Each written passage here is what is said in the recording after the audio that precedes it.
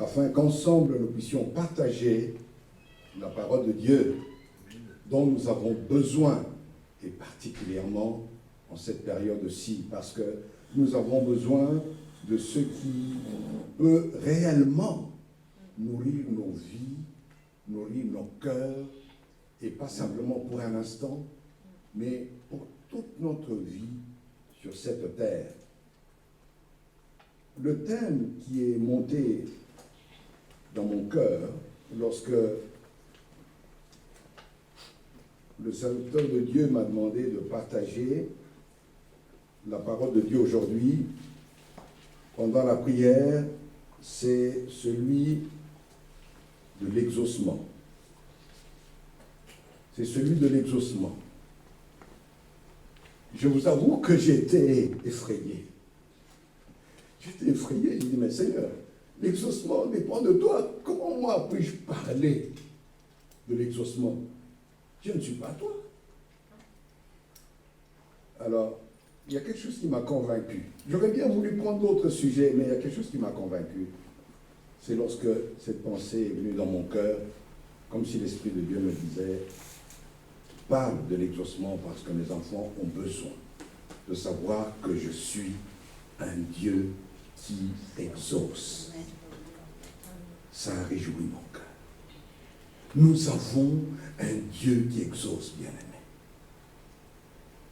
Voilà pourquoi je voudrais vous demander que nous lisions dans le psaume 65. Le psaume 65, prenons le psaume 65. Nous lirons 2-3 versets aujourd'hui et nous continuerons notre enseignement le dimanche prochain, puisque nous avons un moment également merveilleux à partager ensemble, celui de la Sainte Seine. Celui de la Sainte Seine, par lequel Jésus-Christ nous a dit, chaque fois que vous mangerez ce pain, vous boirez cette coupe, vous annoncez la mort du Seigneur jusqu'à ce qu'il vienne. Et cela nous rappellera toujours qu'un jour dans notre histoire d'homme de l'humanité, quelqu'un, le Fils de Dieu, s'est donné pour qu'aujourd'hui, je vive dans l'assurance que même si, à l'instant suivant, ou ce soir, ou demain, après-demain, dans 10 ans, dans 30 ans, la vie sur terre, ma vie sur terre devait s'arrêter, que je vive dans cette assurance, dans cette garantie que c'est dans la présence de Dieu que j'irai.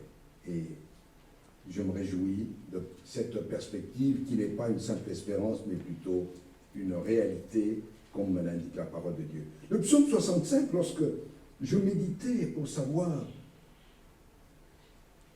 concernant l'exaucement, ma première surprise, je vous avoue, a été de découvrir que nous avons un Dieu qui exauce. Mais qui exauce tout le monde.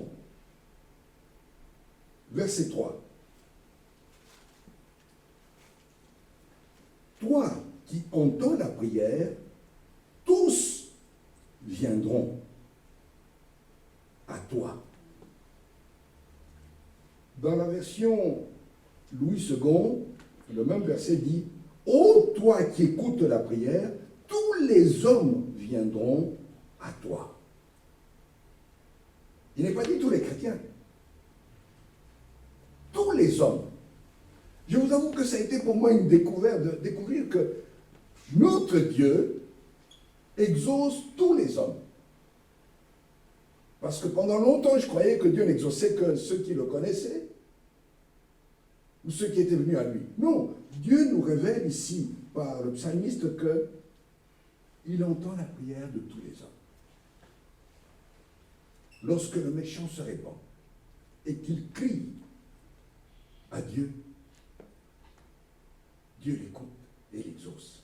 En vous disant cela, laissez-moi vous revenir en arrière, vous rapporter le témoignage d'un homme qui pendant toute sa vie avait vécu dans le bouddhisme. Et puis, il est tombé malade. Et la médecine n'a pas pu le guérir. Et tout ce qu'on lui a dit, écoutez, monsieur, préparez-vous parce que nous ne pouvons pas vous dire combien de temps il vous reste. préparez-vous, au moins vous savez que peut-être dans 6 mois, dans 1 an, vous ne serez plus là. Et pour montrer que cela était vrai, il voyait son état se dégrader. Alors, il raconte que il a commencé, il s'est tourné vers sa religion. Il a essayé de retrouver les prières qu'on lui avait enseignées depuis son enfance, tout cela. Mais, ça ne lui apportait pas de paix et il n'était pas rassuré pour autant. Alors finalement, il s'est dit, oh Dieu, si tu existes quelque part, j'ai besoin de toi.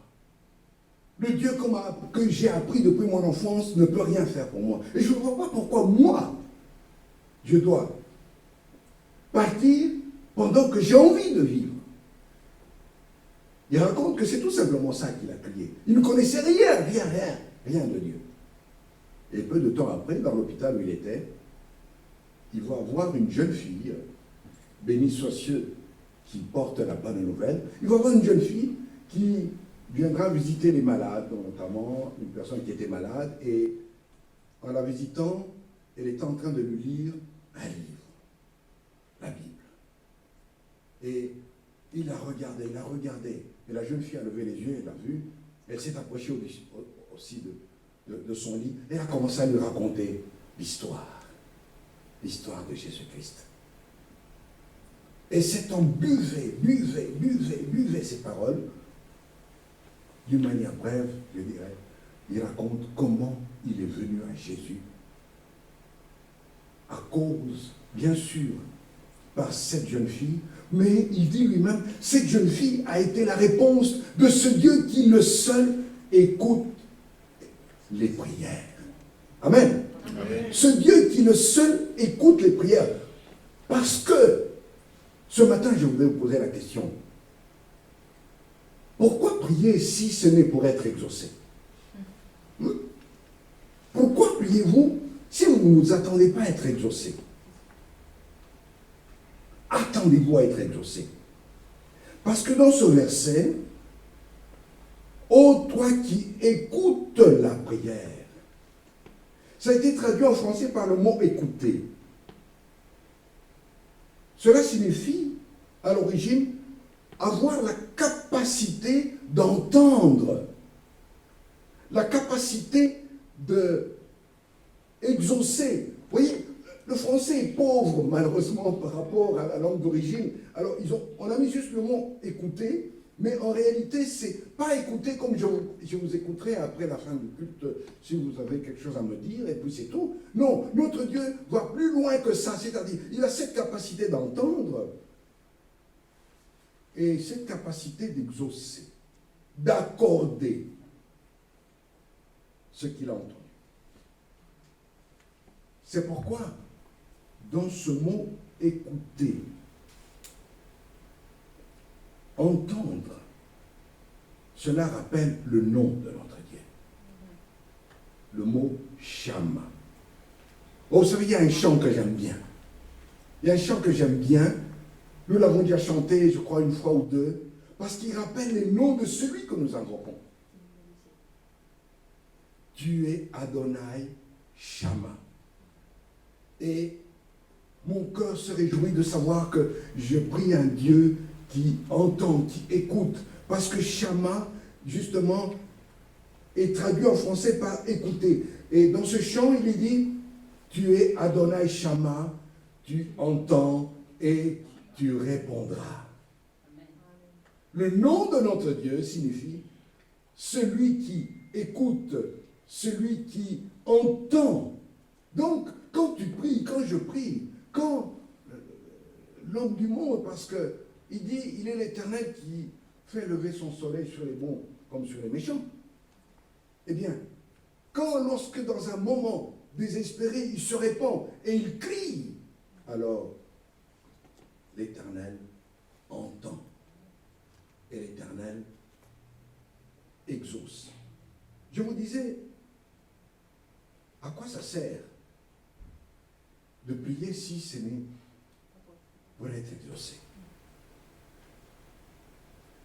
Dans Ésaïe 65, prenons Ésaïe 65, il y a une autre parole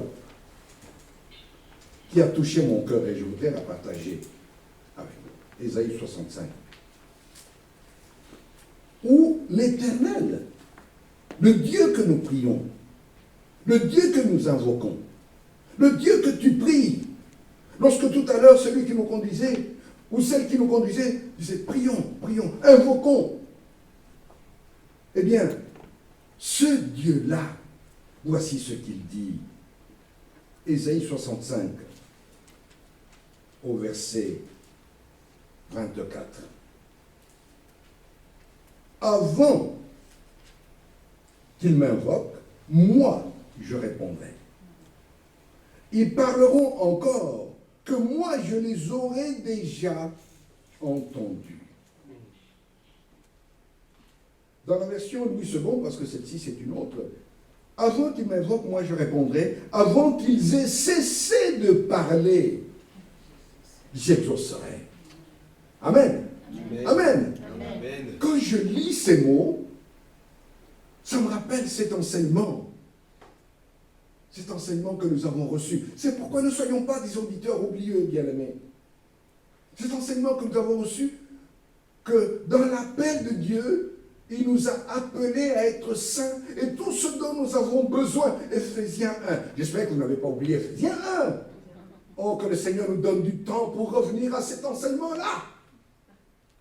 Il est dit que tout ce dont nous avons besoin nous a été déjà donné. Le Seigneur nous dit, avant qu'ils m'invoquent, moi je répondrai. Ils parleront encore que je les aurais déjà entendus.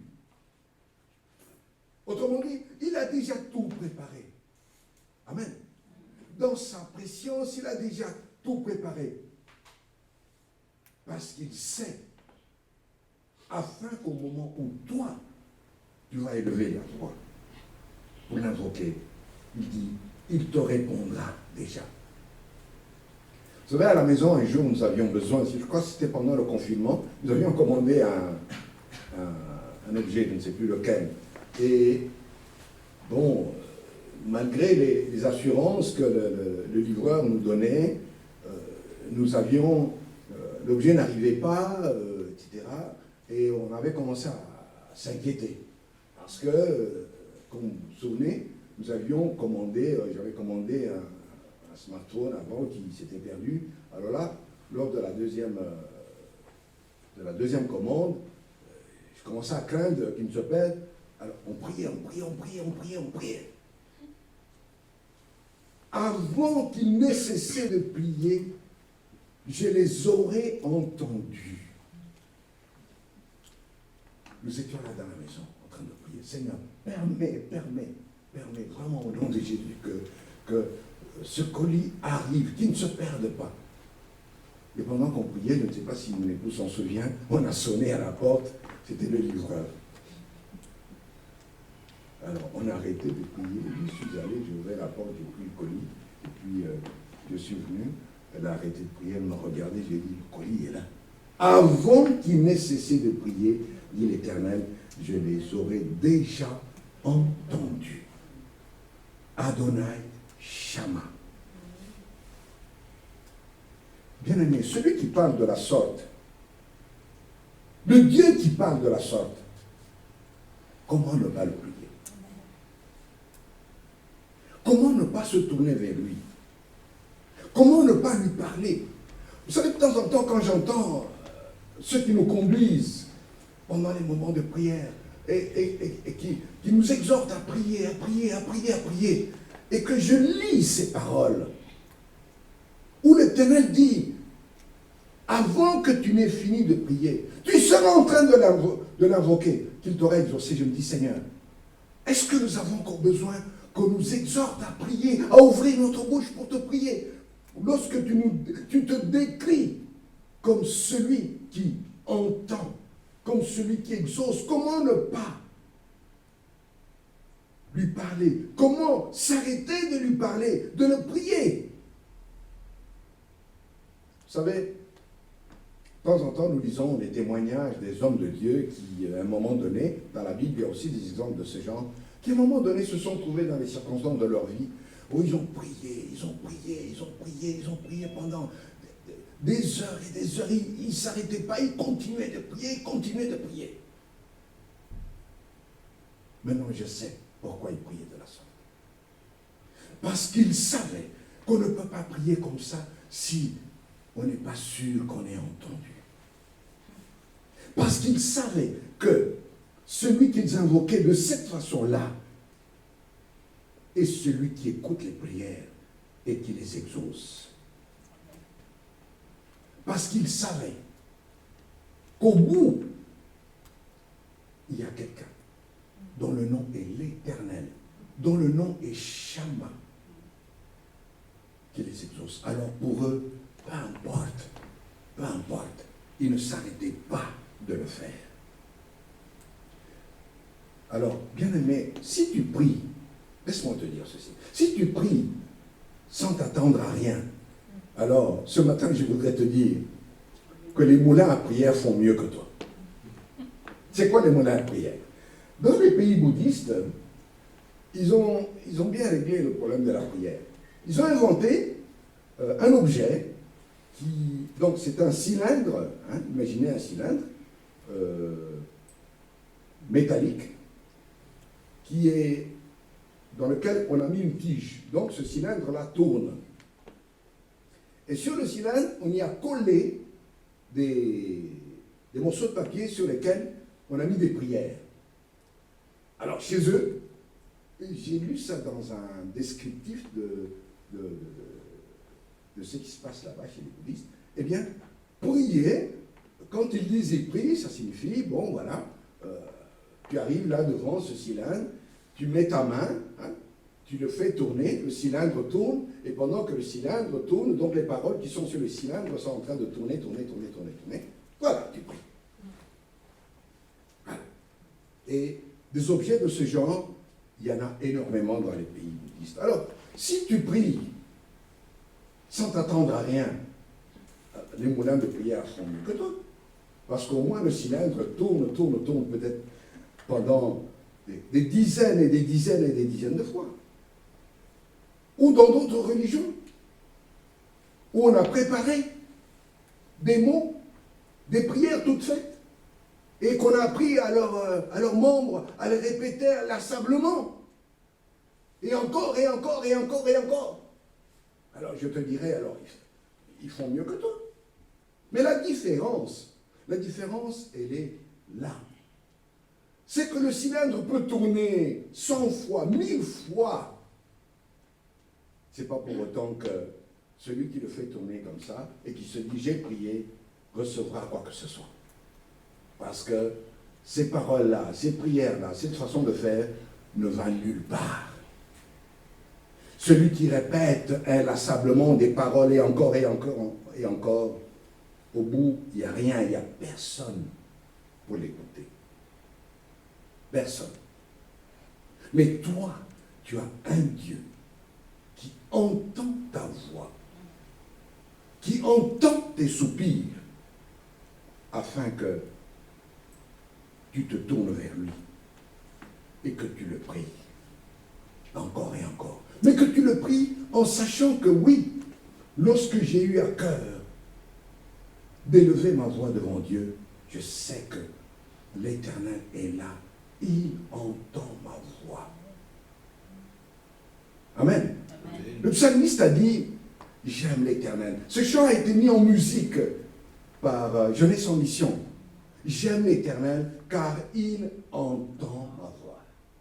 Il est l'Éternel. Il a penché son oreille vers moi. Je l'invoquerai toute ma vie. L'Éternel est miséricordieux et juste. Il est plein de compassion. Donc le psalmiste s'est trouvé dans un moment où, menacé, il a crié vers l'Éternel. Et quand il a vu que Dieu était intervenu dans les circonstances menaçantes dans lesquelles il était, alors la louange, la reconnaissance est montée vers Dieu pour lui. Nous avons un Dieu qui exauce, bien-aimé. Un Dieu qui entend nos prières. Et cela est suffisant pour nous pousser à prier encore et encore et encore et encore. Non pas parce que c'est le nombre, ni le temps, mais parce que je sais que celui que j'invoque est celui qui m'entend et celui qui exauce. Je voudrais vous apporter quelques éléments maintenant, toujours à propos de l'exaucement. Regardons dans Hébreux au chapitre 12, parce que vous vous dites sûrement, oui, mais si Dieu entend les prières, ben alors, et le péché? Qu'est-ce qui devient le péché? Hébreux 12 nous enseigne, lorsque nous venons devant Dieu et que nous voulons être exaucés. Hébreux 12, au verset 1. Nous donc, aussi, puisque nous sommes entourés d'une si grande nuée de témoins, rejetons tout fardeau et le péché qui nous enlace si facilement. J'ai été faire une étude sur ce verset et j'ai découvert que ce qui a été traduit par le mot enlacer si facilement a le sens de le péché qui vient nous entourer avec habileté, qui vient se coller, mais d'une manière insidieuse, sournoise. Ça m'a fait penser à... tout le monde sait ce que c'est le chewing-gum, n'est-ce pas? Marchez sur un morceau de chewing-gum, il va coller à votre semelle, vous ne vous rendrez pas compte, vous pouvez faire des kilomètres toujours avec ce chewing-gum, il ne va pas s'enlever, il restera toujours là. Eh bien, le péché est exactement comme ça. Exactement comme ça. Mais là, il nous est dit, rejetons tout fardeau. Et ce matin, je voudrais, dans ce partage, parler d'un péché particulier. Oh, c'est pas qu'il soit le plus important. Aux yeux de Dieu, est péché tout ce qui est péché. Particulier. C'est celui de la rancœur, de l'amertume, du ressentiment. Ces choses dont Philippiens 4, prenons Philippiens 4 au verset 8.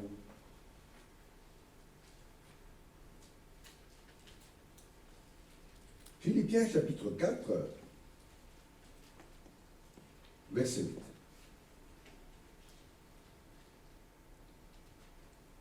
Philippiens chapitre 4, verset 8.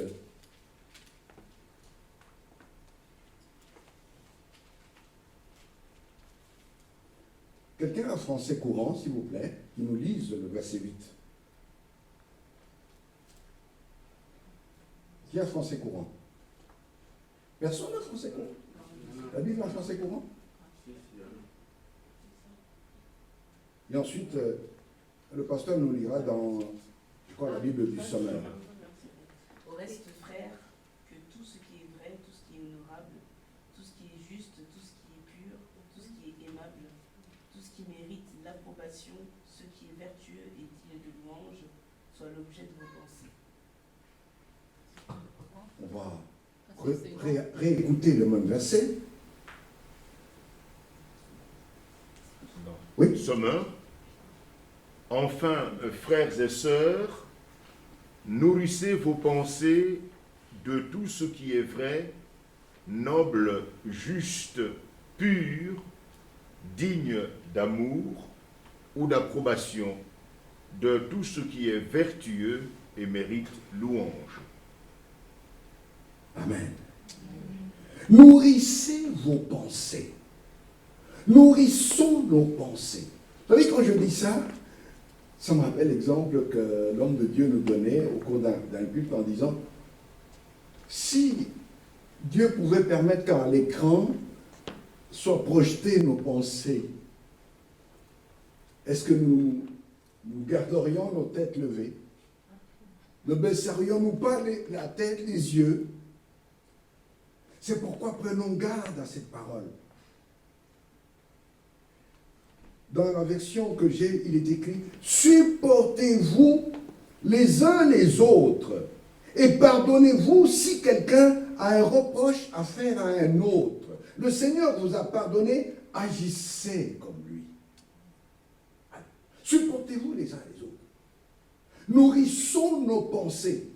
Pourquoi? Parce que justement, l'amertume, le ressentiment, la rancœur, ces péchés-là ont quelque chose de commun. Qu'est-ce qui est commun dans ces trois états? Dans la rancœur, dans l'amertume, dans le ressentiment, c'est qu'ils sont cachés. C'est là, enfouis.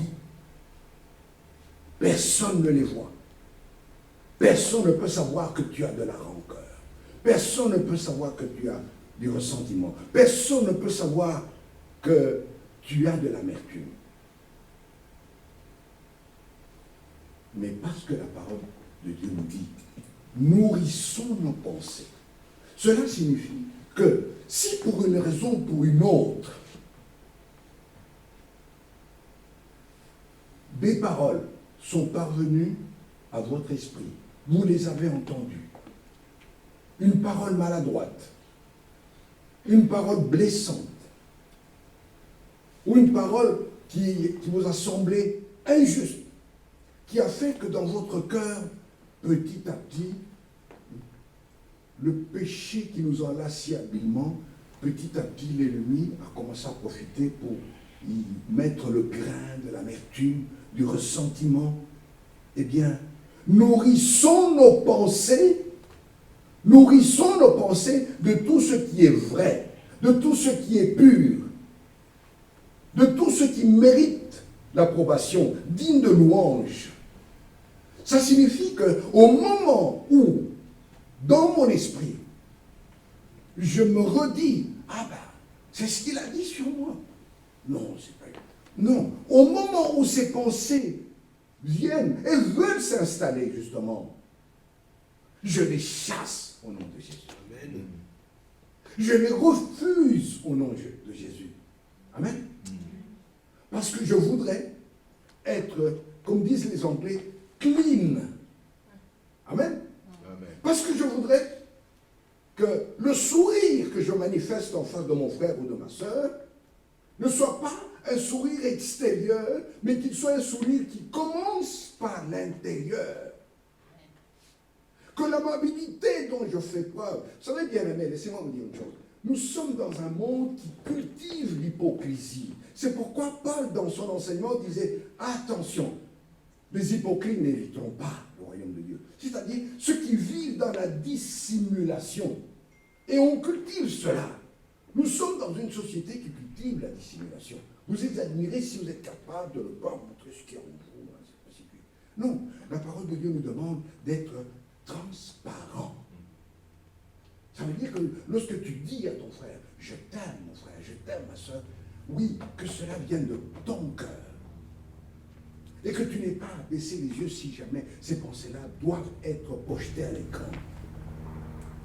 Je vous parle de la sorte parce que nous avons besoin d'être exaucés. Amen. Nous avons besoin d'être exaucés, bien-aimés. Et que justement, ce genre de choses, lorsqu'elles ont pris place dans notre cœur, l'exaucement sera difficile. Jésus a dit, après avoir enseigné à ses apôtres, oui, vous direz à cette montagne, jette-toi de là. Et que vous croyez que ce que vous avez dit arrive, cela vous sera accordé. Mais il a ajouté, mais si tu as quelque chose contre ton frère, pardonne, pardonne, pardonne. Parce que justement, c'est précisément l'amertume, le ressentiment, la rancœur, cachée là dans le cœur,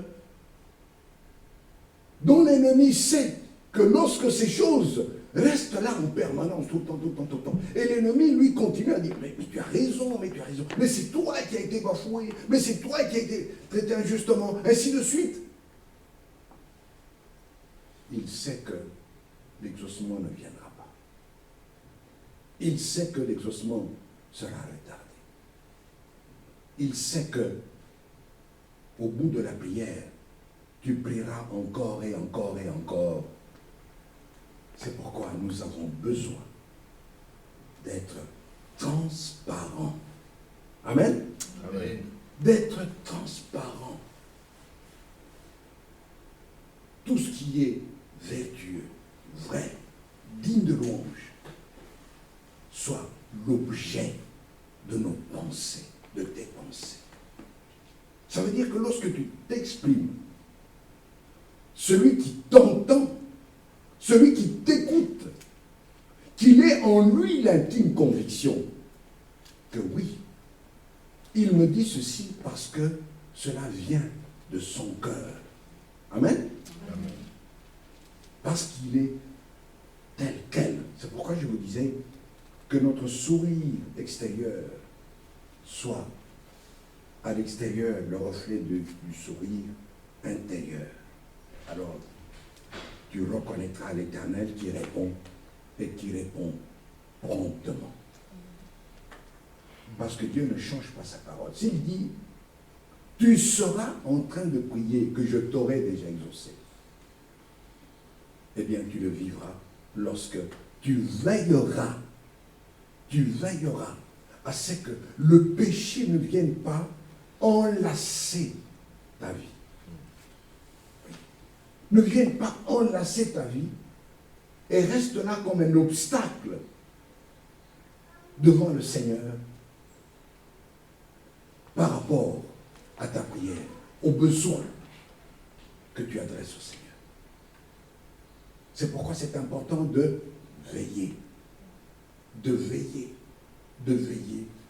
sur cette vie intérieure que nous avons, que Jésus-Christ par son sang est venu nous revêtir afin que, aux yeux de Dieu, nous soyons justes, nous soyons saints. Parce que quand nous disons, oui, Dieu nous a appelés à la sainteté, c'est une réalité spirituelle. Mais cette sainteté-là, nous avons besoin de l'entretenir constamment. Amen. De l'entretenir constamment. C'est pourquoi depuis un temps, je fais très très attention à tout ce qui circule sur les réseaux sociaux. Parce que parfois, il y a de ces situations, il y a de ces scènes, il y a de ces images où, quand tu regardes, tu sens comme la colère, la révolte qui gronde dans ton cœur devant des injustices. Et je me dis, Seigneur, garde mon cœur plus que toute autre chose. Donne-moi plutôt le réflexe de prier pour que je ne me retrouve pas moi-même dans le ressentiment vis-à-vis de ceux qui commettent de telles injustices. Dimanche prochain, nous continuerons cet enseignement et nous parlerons de la garantie que Dieu nous a donnée pour que nous comprenions qu'il est un Dieu qui exauce.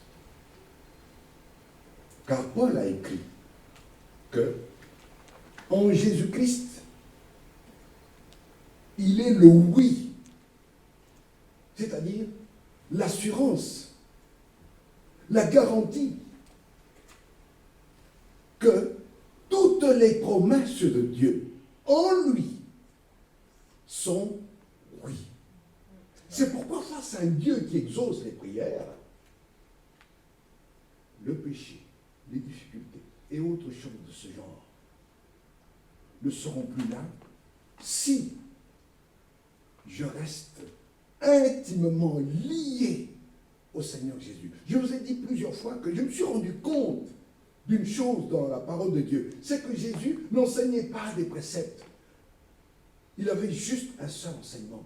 Venez à moi, venez à sa personne, venez à lui, le Fils de Dieu, Emmanuel, Dieu au milieu des hommes, pour que les hommes soient transformés. Amen. Pour que nous soyons transformés. C'est en lui que nous sommes transformés. C'est en lui que nous demeurons justes. C'est en lui que nous garderons nos pensées pures. C'est en lui que nous resterons vrais. En sa personne. Et pour cela, il nous a promis et il l'a accompli. Il nous a envoyé le Saint-Esprit. Pour que, par son esprit, peu importe le moment où tu peux être, que tu sois au dehors ou dans la maison, tu sois conduit par le Saint-Esprit. Pour que tu demeures saint, fidèle devant ton Dieu. Et que là, peu importe, quand je disais peu importe, je me dis par là, même si les circonstances ne te permettent pas d'élever ta voix. Amen. Je racontais au pasteur qu'il était arrivé à une certaine époque, je me retrouve un jour, j'avais pas de papier, alors mes papiers étaient périmés, et je me suis retrouvé, on m'a contrôlé, pas de papier, alors on m'a embarqué, je me suis retrouvé au cachot pour la première fois de ma vie. Et là, je ne savais pas quoi faire, j'ai dit Seigneur, j'ai quitté mon pays parce que j'ai eu l'intime conviction que tu m'appelais à voyager. Mais maintenant, je ne comprends pas. Je ne comprends pas. Je suis ballotté entre différents services et on refuse de me proroger mes documents parce que, bon, on me dit non, tu es venu comme étudiant, maintenant il faut absolument que ça change. Et tout ça, ça ne dépend pas de moi. Bon, j'étais là. Mais parce que nous avons un Dieu qui entend, dont le nom est Adonai Shama. Là, dans le cachot, il y avait 2 autres personnes. J'ai commencé à prier. J'ai commencé à prier. J'ai repensé à Paul et Silas. Eux, ils avaient été arrêtés parce qu'ils avaient annoncé l'évangile. Moi, ce n'était même pas le cas. Alors j'ai dit, Seigneur,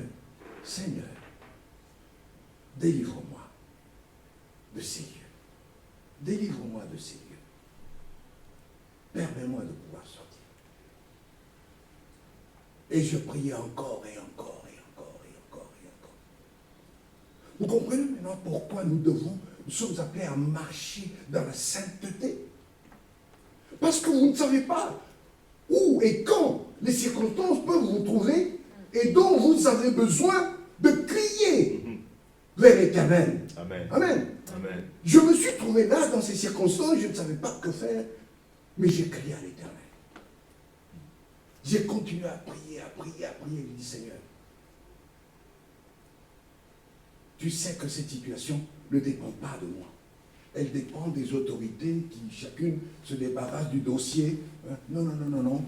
Va à la mairie dit non, comme tu travailles pour un organisme qui est lié au ministère des Affaires étrangères, eh ben, ce sont eux qui doivent te donner des documents de séjour, et voilà.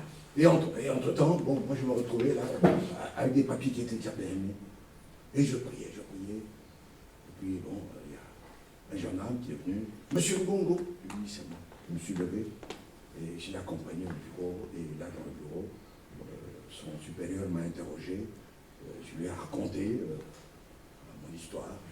Voilà, je suis là entre deux institutions et ça ne dépend pas de moi. Bon, il m'a regardé et puis il m'a dit, bon, très bien. Monsieur, normalement, je devrais vous garder, vous mettre dans l'avion et vous rentrer chez vous, dans votre pays. Mais je ne vais pas le faire. Allez et réglez cette histoire. Je suis sorti de là, je vous avoue, les jambes flageolantes, je me comptais. Comme dans quelqu'un qui rêve. Et je suis rentré. Et ce jour-là, en plus, j'allais à l'église pour le temps de prière qui précédait le culte. Alors, je suis rentré à la maison et j'ai pris la famille, nous sommes partis à l'église. Et peu de temps après, le Seigneur a accompli sa parole. Cette parole par laquelle il dit, je les planterai dans ce pays, dit l'Éternel, de tout mon cœur, de toute mon âme, de toutes mes forces. Je leur ferai du bien. Amen. Amen. C'est dans la parole de Dieu. Et pendant qu'on priait, pendant qu'on méditait, je vous rappelle le lecteur, pendant qu'on méditait, cette parole avait frappé mon esprit et j'ai compris que le Saint-Esprit me donnait là une réma par rapport au séjour qu'on avait là et aux circonstances qu'on traversait. Et peu de temps après, justement, la mairie m'envoie une note pour que je vienne avec des photos, une somme, etc. Nous avions les documents de séjour. Amen. Amen. Nous avons un Dieu qui écoute les prières et qui les exauce. Nous avons un Dieu devant qui nous avons besoin, chaque jour, chaque instant, de nous tenir dans sa présence selon sa volonté, c'est-à-dire en rejetant le péché bien-aimé. Aujourd'hui, je ne vous ai parlé que du ressentiment, de la rancœur, de ces choses-là, parce que ça fait partie de ces choses qui, parce qu'on ne les voit pas, ils restent dans le cœur, on les entretient, et encore, et encore, et encore, et encore, et puis on continue de prier, de prier, de prier, de prier, et on ne s'étonne même pas de ce que le ciel reste fermé. Dimanche prochain, nous parlerons encore ensemble à propos de l'exaucement, où je partagerai avec vous qu'il y a des moments où, lorsque le ciel reste fermé, il faut savoir s'arrêter. Car il est écrit dans la parole de Dieu, « Arrêtez-vous et sachez que je suis Dieu, dit l'Éternel. » Ça veut dire que je puisse m'arrêter et me dire, « Seigneur, non, révèle-moi, révèle-moi ce qui, dans ma vie, dans mon cœur, je ne veux pas voir. » Parce que la prière, ce n'est pas du marchandage, ce n'est pas la monnaie à partir de laquelle Dieu va répondre, parce que je l'ai payé en prière. Non. Nous parlerons de tout cela dimanche prochain. Nous allons nous incliner dans la prière avant de passer à ce moment merveilleux, ce moment béni, où le Seigneur nous a dit, chaque fois que vous mangerez de ce pain, vous boirez de cette coupe, vous annoncez la mort du Seigneur jusqu'à ce qu'il vienne. Jusqu'à ce qu'il vienne.